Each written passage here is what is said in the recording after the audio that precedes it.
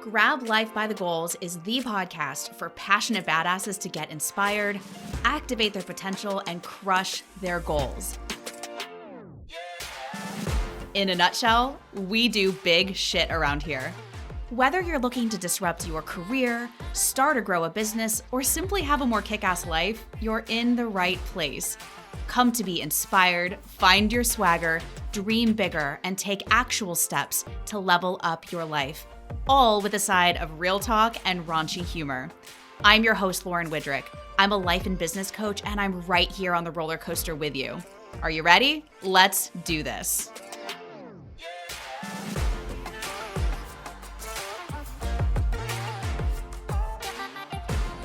Welcome back to this week's episode of the Grab Life by the Goals podcast. I have a very special guest with us today, probably the specialist of all to me. It's my hubby, the legend as I think of him, Sean Daddy as we call him. Hi, honey. Welcome to the show. Hi, good morning. That's quite an introduction. Hopefully I can live up to the hype, but I am super excited to be on here and talk with you. So thanks for inviting me. I've never been on a podcast. I've never done this. So I might be a little awkward. It feels weird having this microphone in front of me, but this should be fun. Podcasting is weird, right? Like sitting here on Zoom with a mic in front of us, being animated. So thank you for getting out of your comfort zone. It's what we kind of try and do as a family and as a couple. So this is really, really cool to have you on the show. And the reason that I and some of the listeners wanted to have you on was to give people a peek into what it's like to be married to an entrepreneur or somebody who wants to be an entrepreneur, because it's a crazy roller coaster, right? Like sometimes it's really exhilarating. Sometimes it's really hard. And I want to give people a peek of what it's like for you in that experience. Yeah. So we'll pull the curtain back. I'm happy to share my experiences, the good, the bad, the ugly, everything in between. So I'm ready. Yeah. And that's what I told Sean was don't hold anything back. We're not here to sugarcoat it or tell you that it's all rainbows and sunshine, because it's not. We're going to give you a peek into the real talk of what it's like to be a family and a couple that starts a business together. All right, before we dig into all the entrepreneurial talk, let's let people know a little bit about us as a couple and a family, starting with how we met. So how we met is actually a really funny story. I have my version of it, but I want to hear Sean Daddy's version of the first time we met and how we got together. I love to tell this story, and because I think it makes me look good. So I'm glad you asked that. So from my perspective of how we met, gosh, it's hard to believe it's been over 15 years when we met. But as fate would have it, lovely 15 years ago in Uptown Charlotte, I was out with one of my friends, Brad. We walked into a bar, had a few beers, decided to go upstairs, check out the scenery up there. And as we were walking up the stairs, Brad elbows me and says, "Sean, those two girls over there are checking us out. They're going to come talk to us." And me not being used to that happening and knowing Brad as a jokester said, "No way is that happening." So we walked over to the bar, and literally 20 seconds later, you walked over and tapped me on the shoulder and started a conversation. I don't know if you want me to go into details about that, but it was a pretty good line opener. So you walked, there was a big screen behind us. The Charlotte Hornets were playing, and you said, "Hey, did you go to the basketball game tonight?" And I looked at you and kind of being a smart ass said, "Oh, you mean the basketball game that's playing right now?" Just trying to get a little bit of the momentum maybe on my side and catch you off your heels. And I think it worked. I think it took you back, and I felt like I had some of the control. And then from there, we just talked. We bantered a little bit. I thought you were absolutely beautiful, and I couldn't think of words to say and what to do. I couldn't believe that someone like you was coming up and talking to me. We had a few drinks, and I think I had a little bit of courage in me from the drinks and asked you if you wanted to go dance because there was a band playing. We went and danced for one or two songs, had a great time, went and had another drink. And then you and I kind of went our separate ways. We said, "Hey, great talking with you. Love the dance. Have fun. We'll see you later." We hung out a little bit longer there, Brad and I. Then we ended up leaving the bar. And as we were leaving, this was maybe an hour later, my buddy said, "Hey, Sean, there's that girl you were talking to. You should go get her number." And it was you. You were getting into a cab, I think, to head home or head to the next bar. And I went up to you and said, "Lauren, hey, it's me. Can I get your phone number?" And I'll never forget this. This is when I kind of knew, hey, this girl's pretty special. You said, "I'll give you my phone number, but don't wait any of the 3-day bullshit rule and call me. You better call me tomorrow or don't call me at all. And I thought that was the coolest, funniest thing. And then I leaned in, tried to give you a kiss on the cheek. I think you let me, and then you got onto your cab and away you went. And I took your advice. I didn't wait for the bullshit 3-day rule, and I called you tomorrow, and the rest is history. Oh my God. You just made that story sound so sweet and adorable. There was a lot of alcohol involved, for me to hit on a guy, which is something I'd never actually done, I don't think. So I like to say I have 100% hit rate, like 100% success rate of hitting on dudes. Sean and Brad walked up the stairs, and you're not kidding. I saw you guys and I was like, those two, like, that's who I want. And so I just walked right up to you, and I was so nervous and drunk, but just nervous. Like, what do you say to hit on a guy? Do you say hi? Do you buy a drink? Like, what do you do? And so I looked at the TV. I was like, did you go to that game? And you're like, oh my God, that game is happening right now. How could I have gone to that game? So it's such a cute story. And we actually have been pretty inseparable ever since, because you did call me the next day. And I was shopping with my roommate at Walmart, getting like deli meat for lunches or something. And I was like, oh my God, he called me. He actually called me. And then we had a conversation later that night, I think, or the next day, for like an hour. And then you asked me on a date. And that's where the name Sean Daddy started to come forward, is because you were actually like a true adult. You know what I mean? I was 22 years old. You took me on proper dates, out to dinner. You called me, you showed up. Like, you've always been, oh, I could probably cry. I might cry a little bit, but like, that was an early indicator for who you would be for me all these years later. Like, somebody who I could depend on no matter what. You never like ran me around. There were no games in those early stages. You were just like exactly who you still are today. I'm so grateful for it. Oh, well, that's very sweet. And thank you. And then looking back, because this is all pre, Tinder and dating websites, right? So looking back, you and I were talking that first night on the phone, and I wanted to give you a deadline for a date. I was like, hey, I have tickets tomorrow to a hockey game. Do you want to go? And thankfully you said yes. And I didn't have tickets. I was just putting that out there, hoping you were going to say yes. And then you said yes. And I was like, oh shit, now I have to go get these tickets. But it was great. And I think maybe to bring this back to entrepreneurship and business ownership, there's no Tinder. There's no just swiping. You actually had to go up and face fear of rejection to come talk to me. I had to face fear of rejection to talk to you. We actually had to have a conversation.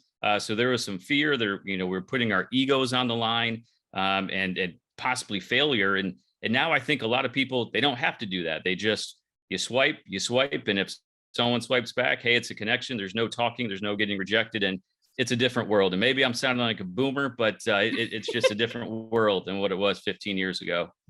Honey, we are boomers. We're totally boomers. True. But we're rocking it, though. We're rocking it. We're making it look good, I like to think. Okay, so that's how we met. I will sort of like zoom fast forward to today. So, I have one more question for you. So we got engaged after you bought the ring after 6 months. And then we got engaged a couple months after that. Like, why so fast? Like, I always joke with Sean, like, Sean Daddy wanted to put a ring on it. So he did. So why so quickly? Yeah, I think guys know. And I knew, within the first month or two that this is the one I want to be with.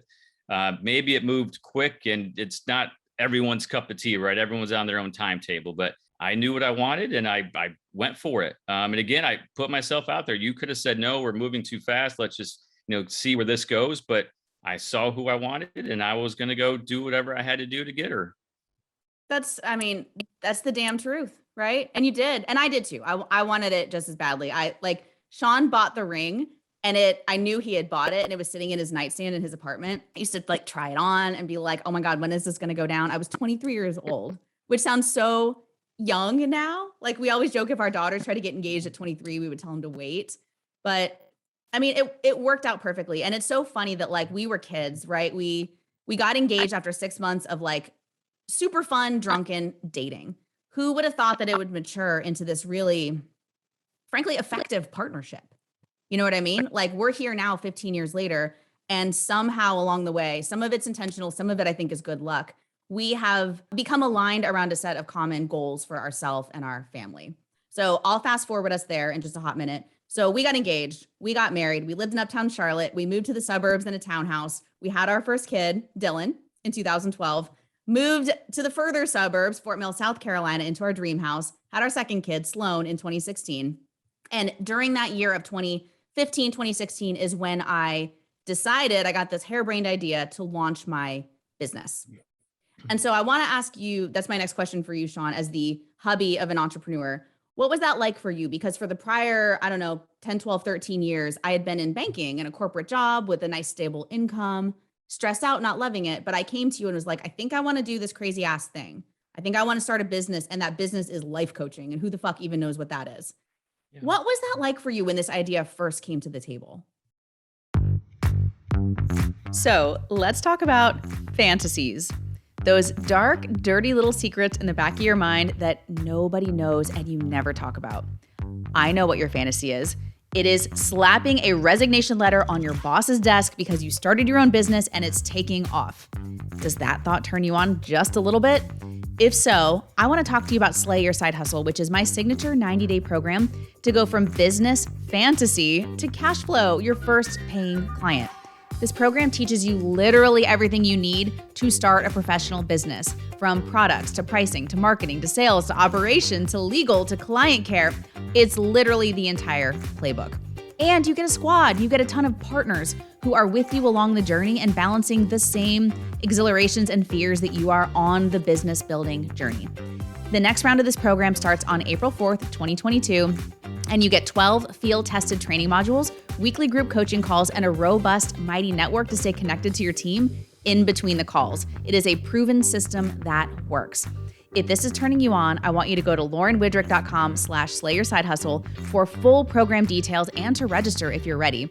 And if you need a little kick in the booty to make up your mind, let's have a quick no-pressure discovery call. Go to laurenwidrick.com and hit the Let's Talk button at the top of the page, and we'll jump on a Zoom and see if this really is the right next power move for your life and your career. Again, laurenwidrick.com/slayyoursidehustle. And if you're a badass and ready to make your fantasy a reality, I want to see you on the inside. Such a good question, and so many feelings and thoughts were going through my head. Just for a little bit of the backstory, again, we were a great partnership, and that's why I think all this has worked so well. But when you came and told me that, at the time we had just bought our dream house. Right. We each had, decent salaries, and you've always made a little bit more money than I have, which is great. That's awesome. And when you came and told me that, I got a little nervous. I'm not going to lie. Just thinking, hey, she's going to go out here, and I knew you could do it because you're a badass, and what you put your mind to, you're going to do it. But B, I was a bit scared, just thinking, man, we just bought our dream house. There's going to be some ups and downs. We got 2 small children. We're in the weeds. Is this the best timing of it? But you've always supported me in everything I wanted to do. And, truth be told, putting all my cards out there, I tried starting a business, a solopreneurship, a few years prior. It didn't work out well. I figured or realized it wasn't for me and ended up going back into banking. And I just thought, is this what, is going to happen with Lauren? She's never really been in sales because you've been in IT and investment banking before. But I thought if anyone can do it, Lauren can. And worst case scenario, it doesn't work out and you go back to another high paying job. But I wanted to be there to support you and not for us to look back 10, 20 years from now and say, you know what, I wish I would have tried this business. I wish I just would have put it out there and saw what happened. But when you did it was crazy. Like, we had some crazy times, right? I'm looking back and it's all a big blur to me. And I'm sure we had some bang out fights as far as who's taking the kids here, who's doing this. Hey, I've done this more than you have. But at the end of the day, to your point, it's a good partnership. We were on the same page and knew where we wanted to be and where we wanted to go. And this was part of that path. And I'm so glad you did it. You are. Sometimes I wonder, like 90% of the time, I'm so glad you did it. Yes. Right. 10% is absolutely wild. Okay. So what I heard you say is, when I first came to you with this business idea, we had when we say bought our dream house, we stretched financially. Like, every last dime was going toward down payment of this house. Right. So for me to say, I'm going to put our stable income at risk and spend $17,000 on a coach training program, I will say this: Sean comes from a banking background, a family who's really good at investing. Your dad in particular is a really good real estate investor. And so for me to come and be like, I don't know, let's make this leap and it'll work out on the, the parachute will catch you on the way down. Sean is the more financially responsible one, period in this partnership. And so that has shown up time and time again too, because I'm always wanting to like spend money on another coach and buy a new software system and hire a new person, right? And I've wondered before, Sean, if you're like, oh my God, stop spending money in your business. If you have any thoughts about like, being loose with spending versus being more conservative with spending. Have you ever wondered that about my business? Well, it's tough. And again, you've proven yourself, not that you had to prove yourself to me or anyone but yourself, but obviously you're in year 7 of this now. So you've been successful. Yeah. You've done this, you've made right decisions. You've made some wrong decisions, as we all do, and you learn. But to your point, just going into it, part of it, I think the reason why you were so successful is A, because you're super smart and motivated, but B, you didn't know what you didn't know. So you weren't fearful or worried about the things that you didn't know. You knew that, hey, whatever comes along, you're going to figure it out and get through it. You're capable of doing that. Where some people, I think they're worried about the unknown, and rather than try to figure it out, they just think of the 100 reasons why they can't, rather than trusting in themselves and their partnership and knowing that whatever comes up, we'll figure it out. But yeah, do we make some crazy, stupid financial decisions? Of course you do. I think everyone does. And you live and learn through that, right? But it's been fun. And that's, kind of the biggest thing I can say is what a roller coaster ride this has been. And it's been really, really fun. It's been exciting. I think it's been an awesome adventure for our kids to look up and see that their mom owns their own business and has employees and does her own thing. And I just love the example that sets. I couldn't be more proud. So, honey, I love you. I love you so much. I'm probably going to start crying on this podcast. It's not easy to be married to me for a lot of reasons, but throw a business on top of it and a roller coaster of a business at that. And Sean, you've never wavered in your support of me, even when it's been fantastic or fucked up. You've always been there no matter what. I do want to ask you this. There are times when I'm having stressful weeks, right? Or stressful month. And I'm kind of breaking down to you and being like, this isn't working. And I tried this and this fell apart. What is that like for you when I'm talking about like the hard parts of my business?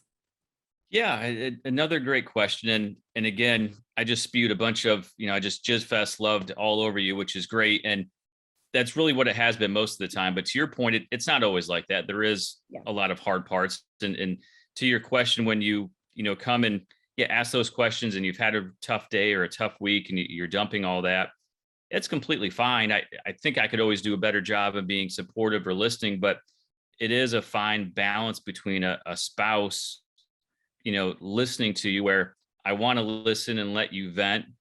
I want to try to give you advice where I can, but you're not always coming to me looking for advice. You're just trying to vent.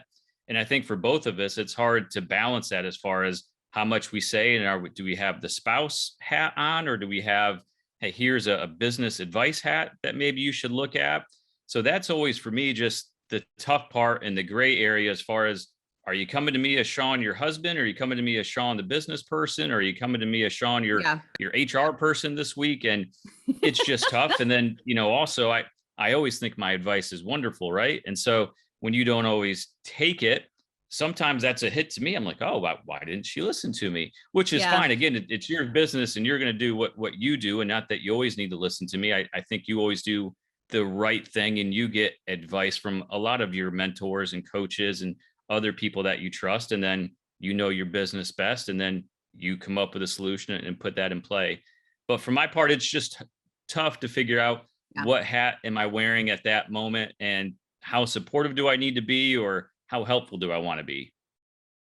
I think outside of even entrepreneurship, couples in general, men and women, probably just struggle with this because you can't predict what I'm coming to you for. Sometimes I'm like, this sucks. And you're like, well, I have a solution right here. Do you want to hear it? And even if it's a great solution, I might not even be ready to hear it. So you've always done your best. You've always supported me. You've never told me I couldn't do something or shouldn't do something. You've mostly just been a really good shoulder to cry on, which is all you can ask for when, somebody goes on this entrepreneurial journey. So I'm, again, so grateful for you. Okay. I have another question. This one's kind of funny. I put a lot of freak flaggy shit on the internet. So a lot of my posts have the F word or a dick joke or me grabbing my boobs or doing stuff that, I don't know, sometimes I wonder if you feel comfortable with me doing that. So honestly, real talk, hold nothing back. How do you feel when you see me posting that stuff on LinkedIn or on Facebook? I love it. And I think you will admit to this. I'm telling you to do that more, where I feel like you're trying to hold yourself back. And at first, when I met you, you were a very out there person. You're extremely comfortable in who you are. You're hilarious. You're witty. Yeah, you talk, say dirty jokes. You say cuss words. That's why I fell in love with you. You're just so comfortable. And I'm not as comfortable as you. I wish I was. And you've brought some of that out of me, which I really enjoy. But I'm completely comfortable with you putting your freak flag out there, like you like to say. And I honestly have been encouraging you to do that more. That's who you are. That's genuinely you. It's not you putting on a show. And I think you're putting on a show when you try to be professional and fall into that corporate box. And I think if you were you more, more people are going to love you and follow you. And that's why your clients rave about you, because you really are genuine. You want to help them, and you do it in a funny, witty way that people are just attracted to and want to be around. So I don't mind it at all. And I know you've asked me in the past, well, we got 2 kids. What if they see this? You and I are on the same page with that we live in the real world, and there's appropriate time for things and not appropriate time for things. And I think you and I set those expectations and teach our kids well. And again, I don't think you're doing anything too crazy, but I love your funny, freaky stuff. And I wish you would do it more. I think it's awesome. Okay, you've said it to me a million times, and now you said it publicly. I got to do it more. Like, y'all, there's freakier stuff in here. And it's not disgusting or anything. It's just funnier, more raunchy. Like, I don't know. It's more you. Yeah. Yes. Okay. I hear you, People honey. love you. They want the real Lauren. I do. I still get scared, even after, like you said, 7 years of being in business, that I don't know, an old boss or a soccer mom or a teacher or somebody is going to see this and be like, what the fuck? Like, this is Dylan's mom, for instance. And so I put out a teaser video for the relaunch of this podcast about a week ago. And in the video, I talk about like grab life by the goals, and I grab my boobs and do this.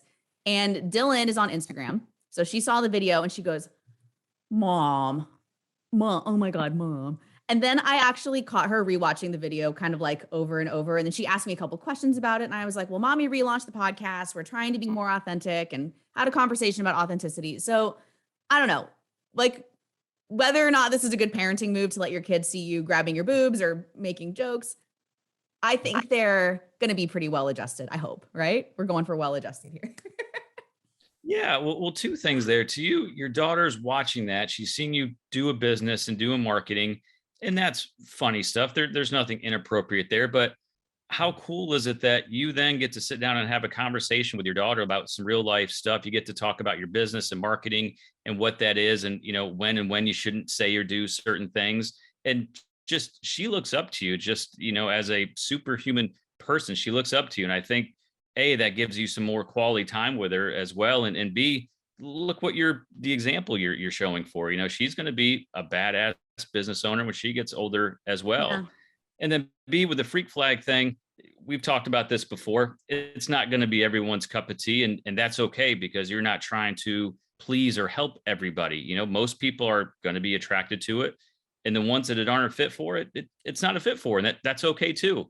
But I think you have a certain person or group of people that are attracted to you, get what you're saying, and they want to be close to you, and they want to learn from you, and you bring a lot of value.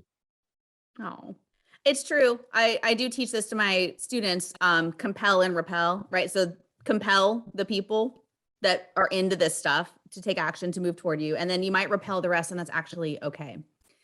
Speaking of Dylan, and Sloan too, the 5-year-old gets involved with this stuff too. But one wonderful memory I have is when we did the Slayer Side Hustle retreat at the Grand Bohemian Hotel in Charlotte last September. And I brought Dylan uptown with me to help set up the room. And so she was putting out the workbooks and the gift bags and the decorations. And then Sean came and brought Sloan up, and then they got to see all of the participants, and they came in and they gave me a hug in the middle of the retreat before you guys left. That's a moment where like, I felt like it was my business stuff, but the family was involved, letting the kids help set up, and you coming in and getting to see the room and all these amazing women. I mean, that's a moment that like is meaningful to me, even beyond just the business stuff.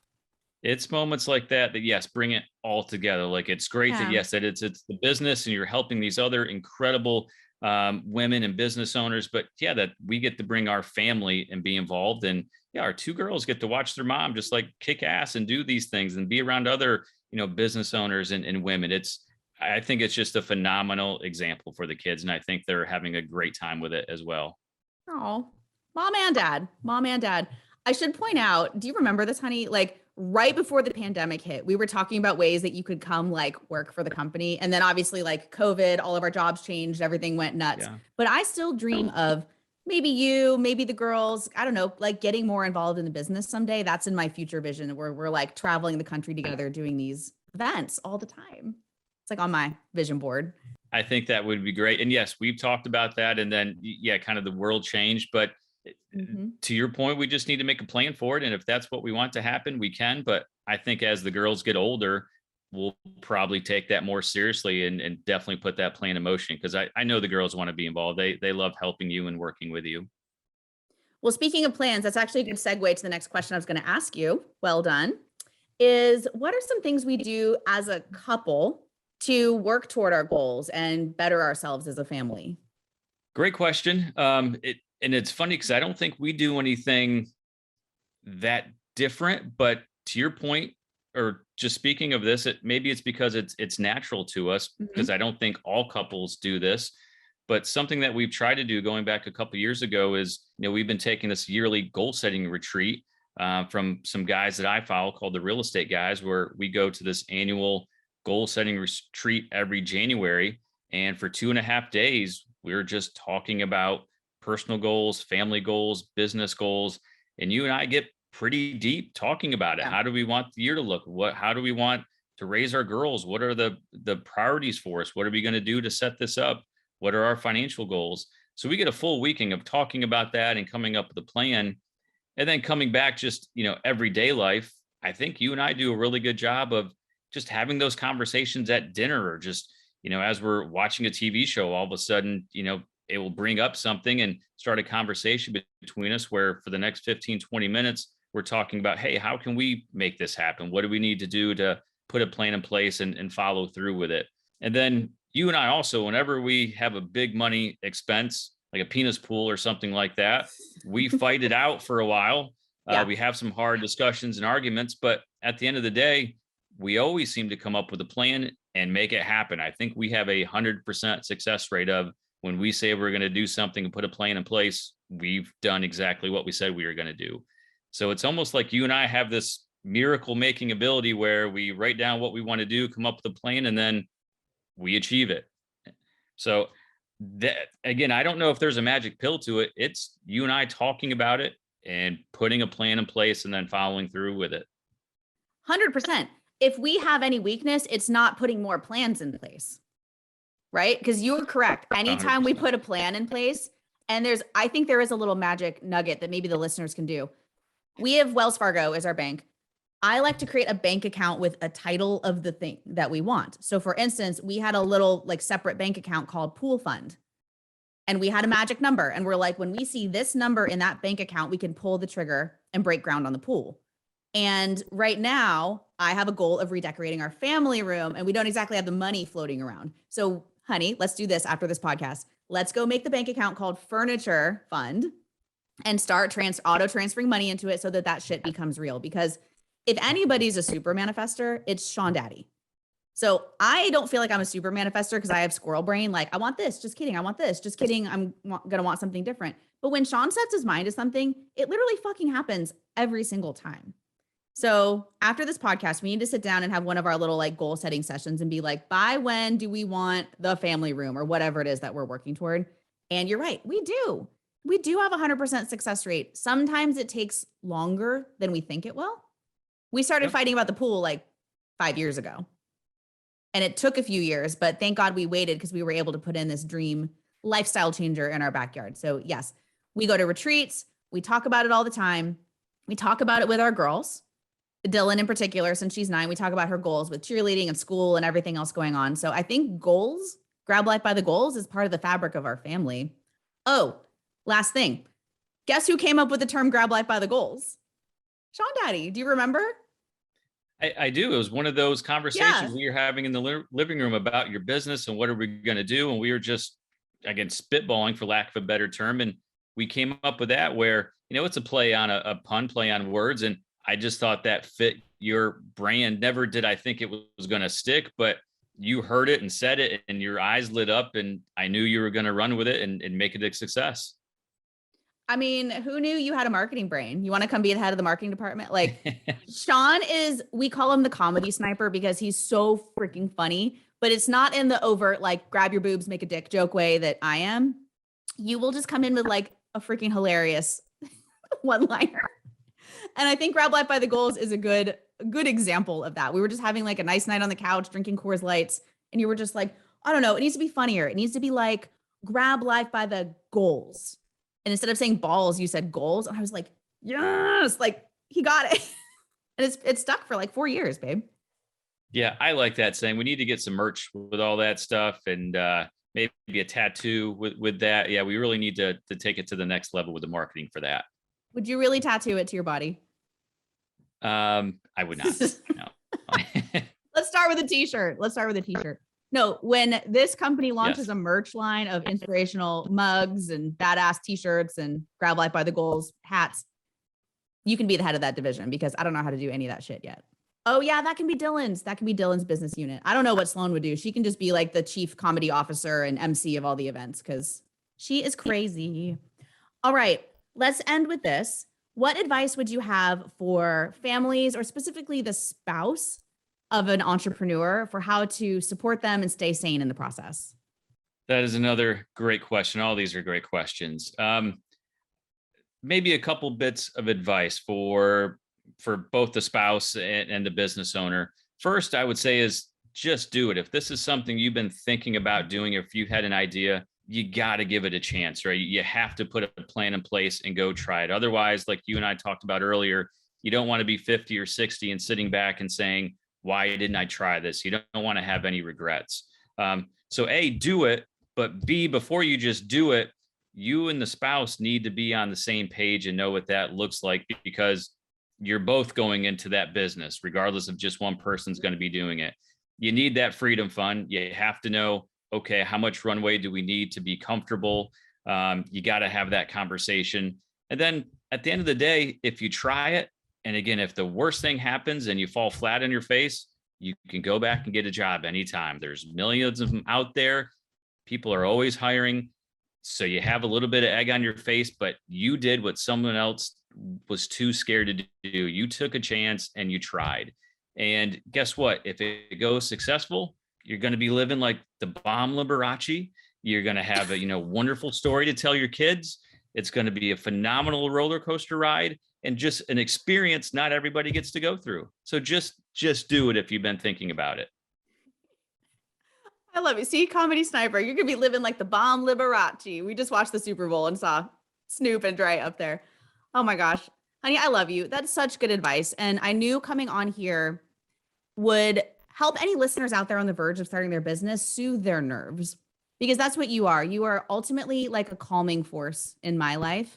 It's gonna be okay. You always tell me that. You're gonna be fine. Like if I launch something new and it hasn't worked yet, you're like, yeah, it's been like 2 weeks. You're gonna be fine. Keep going. And without this support system, this business would not be here. Like you are the co-CEO of this business, whether you realize it or not. Without you, this thing would be like off in la la land. And so you're right. We need to get on the same page. Anybody listening, like, yes, make sure you know what your freedom fund number is. Make sure like you make agreements about who's picking up kids and who's working when. Well, once you have those in place, this can be your reality. You can be the bomb Liberace, as Sean Daddy said. And maybe this goes without saying as well for just as anyone who has a corporate job knows, but definitely when you own your own business, the highs are never as high as you think they are, and the lows are never as low as you think they are. It's always somewhere in between, and it can change on a dime. So you can be crushing it a couple weeks and yes, living that bomb Liberace style, but don't get too high on your own source because things can turn around quickly. And then vice versa. You can be having a bad month or a bad 2 months, and all it takes is 2 good leads to come through. And next thing you know, you're back on cloud 9 again. And I think if you can stay in between the super high and the super low and just know things are going to change and be different, you're going to be fine. But at the end of the day, just do it. Take a chance, talk with your partner, have a plan. And there's not going to be any problem that comes up that two people can't solve together. Perfectly said. Sean Daddy, I love you. That's an understatement. I I love you you so much. I can't even put it into words. And what you've been for me, not only the last 7 years of owning a business, but the last 15 years of having you as my partner has been the greatest honor and joy of my life. I love you so much. Pleasure is all on this side of the table. Yeah, it is. Yeah, it is. All right, everybody. That's it. That's the episode. We'll leave you with this as always. Grab life by the goals, my friend, and we will see you next time. Thank you so much for listening to the Grab Life by the Goals podcast. If you loved this episode, I would be thrilled if you subscribed wherever you listen to your podcast so that you can get notified when an episode drops and we can rendezvous like this every single week. If you're feeling frisky, maybe slap a 5-star review on this bitch and maybe even some comments about what inspired you from this podcast episode. This is simply so more people can find us and join our squad of badassery. I love me some Instagram, so come find me. My handle is @Lauren Widrick, and if you screenshot and share this episode with your peeps, I'll come shower you with all the virtual hugs and kisses. Until next time, grab life by the goals, my friend.